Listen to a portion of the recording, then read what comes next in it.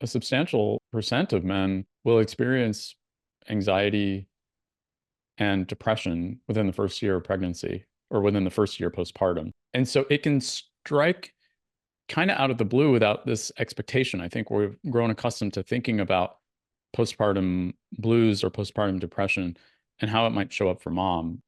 We don't really talk a whole lot about depression as it impacts fathers. And we know the risk for men goes up in the first year postpartum.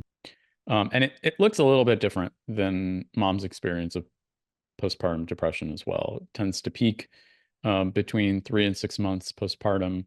It's a lot more insidious. It's slow onset. It can show up with attacks of anger or demands to be left alone or turning to substances or porn or gambling, essentially ways to escape.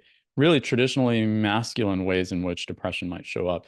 And there are all sorts of reasons why that period is risky, including changes to hormone and neurotransmitters in the postpartum period. Some of the hormonal effects are actually designed to increase father-baby bonding, but also increase dad's risk for depression. And so it strikes me as particularly important to name that, not because most men will experience it, about 10% of men will experience a major depressive episode in the first year postpartum. So a substantial percentage. But that means about 90% of men won't, at least as far as we know.